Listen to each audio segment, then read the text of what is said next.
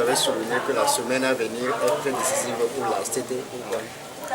Parce qu'a priori c'est la semaine des négociations avec le gouvernement. S'ils nous invitent, ce que nous souhaitons d'ailleurs, donc nous demandons au gouvernement de nous inviter le plus tôt possible, pourquoi pas lundi, pour pouvoir commencer les négociations sur la plateforme de la synergie. Et pour nous, vous savez que les points fondamentaux, c'est la valeur de l'indice, la grille, et puis les retraités. Donc il va de soi que nous tenions à ces points-là. Donc nous savons que des gens vont faire preuve de mauvaise foi. Il y en a qui ne voudraient pas forcément que les choses se fassent comme cela se devrait. Et ils vont peut-être jouer un peu au dilatoire. Alors nous avons appelé les travailleurs togolais à être mobilisés, à être solidaires et à être prêts pour pouvoir, comme on l'a dit, arracher leur liberté. Oui, votre action parallèle à ces discussions, c'est réclamer justice pour Anselme Douti. Nous allons lancer dans la semaine à venir une grande opération justice pour Douti et Anselme, que vous connaissez tous parce que c'est les deux jeunes qui ont perdu leur vie dans les manifestations du 15 avril à Dapaon. La synergie s'est fait un point d'honneur pour honorer leur mémoire.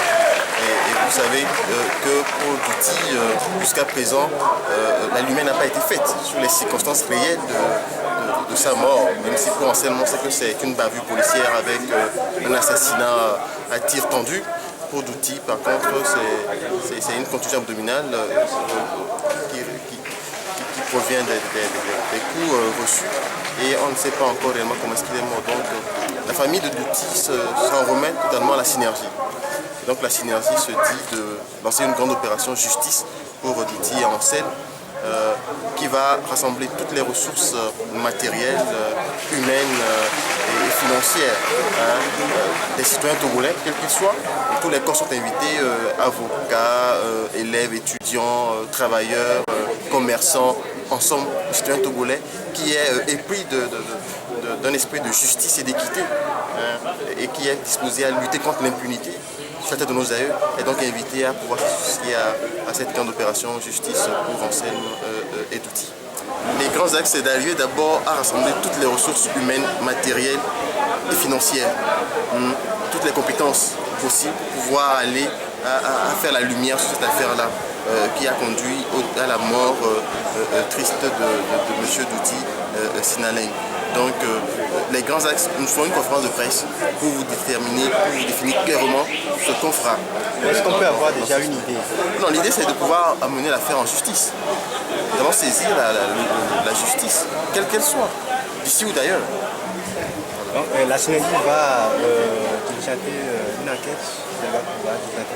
Nous sommes dans l'optique de pouvoir diligenter une enquête, de pouvoir aller même si possible réaliser une autopsie si cela se doit. Donc déjà envoyer des courriers à des instances médicales de notre pays, je pense là-dessus, et à d'autres instances médicales internationales pour pouvoir analyser le certificat médical de décès que le chirurgien de Dapaon a produit et que le procureur a eu la malveillance de pouvoir divulguer.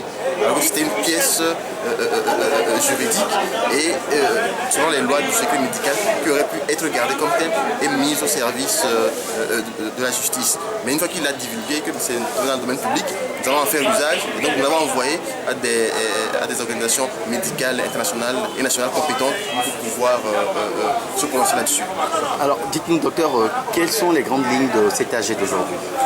Pour aujourd'hui, c'est agi pour nous de pouvoir faire le point des 10 jours de négociation, de travaux en commission à la base, de rappeler à la base que c'est maintenant que la lutte commence même parce que c'est maintenant que nous allons discuter des 8 points avec le gouvernement à une toute étape de négociation et que nous ne pouvons donc pour cela baisser le bras. Nous devons donc maintenir le cap, rester solidaires et unis, aller jusqu'au bout.